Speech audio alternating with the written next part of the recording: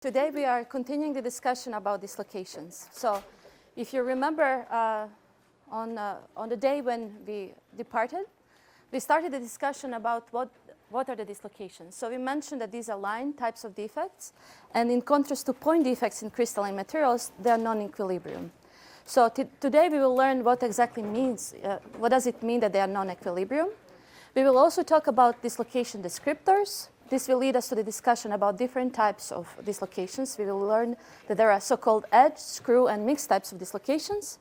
And we will also learn how dislocations are formed and how do they move throughout the material.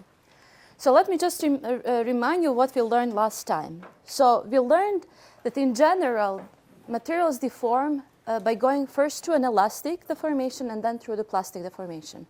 And this would be a typical stress-strain curve for a general type of material, where the inclination or where the slope of this curve and the details where this transition from the elastic to the inelastic type of or plastic behavior happens strongly depends on the material. We also mentioned that the concept of dislocations has been introduced to describe the discrepancy between the calculations. So people have done a lot of in-depth calculations to understand where the plastic deformation in materials would happen, right? Where exactly the material will deform by comparing how does it behave under the elastic regime. And it turned out that this particular value is several orders of magnitude higher than what was observed experimentally. So when you calculate when the material should fail, it actually turns out to be extremely high value. And when you experimentally measure it, it is significantly lower. So to describe this discrepancy, people have introduced, there are a couple of groups that independently introduced the concept of dislocations. So these are defects in the materials that then somehow enable this plastic deformation. So this will be a typical picture that we will look throughout the lecture today. So if this is the piece of the material, it has in this particular case rod-like type of an architecture. And if you're applying a certain force, suddenly the material will plastically deform. And on the surface, you will see these slip planes. So this was an experimental observation. And even using optical microscopy, you can see on the surfaces of the metals these types of slip planes. So that was the first indication to researchers and material scientists to somehow introduce the concept of dislocations and the slipping of individual planes by the motion of the dislocations. And after the lecture last time, some of you asked me, well, how are dislocations introduced in material? And dislocations are introduced in material throughout the growth. For example, I gave you an example of a material last time, and you grow the material on a substrate where there is a lattice mismatch or the difference between the lattice parameters between the substrate and the material. This can introduce dislocations, but most of the dislocations in the materials are introduced through mechanical work. So when you plastically deform the material, you effectively introducing dislocations. Even if you have a relatively perfect material, by plastically deforming it, you start to form these dislocations, and the densities and the types of dislocations then depend on the specifics of the material.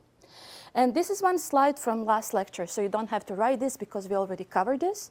So we specifically mentioned that when you look at the material, there are dislocations, and depending on what is the relationship between the dislocation line or how the dislocation propagates throughout the material, relatively to the stress that you're applying to the material, we can define edge or screw dislocations. In other words, if you have a crystal, and if there is a region of the crystal that is unslipped, so this is perfect type of a material, right? Nothing happened there. You apply a stress, and the material starts to deform. And in certain region of the sample, you will slip the material. So the line that separates the slipped and unslipped part of the material is called a dislocation line. And we will call this vector T. And in case of the edge dislocations, the shear stress, the stress that you're applying, and the dislocation line are orthogonal, right? And in the case of the screw dislocations, they're parallel. So in the case of screw dislocation, the dislocation line will follow the direction of the applied stress.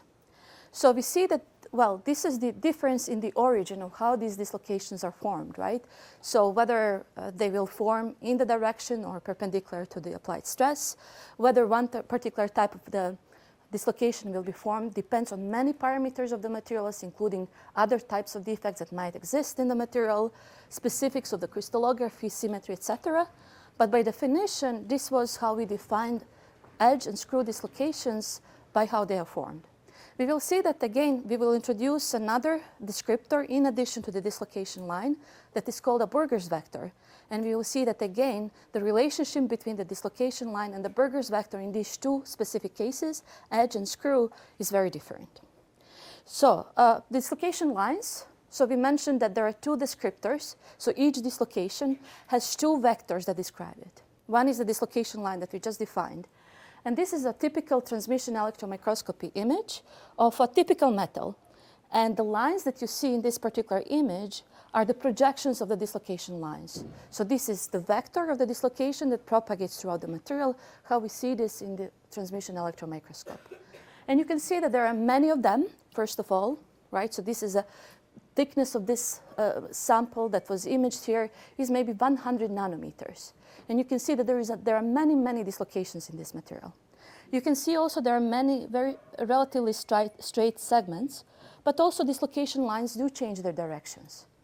This indicates to you that, well, the dislocation lines are defined by the crystallography of the material, and yet it's not a fixed vector throughout the crystal. It can change the direction, right?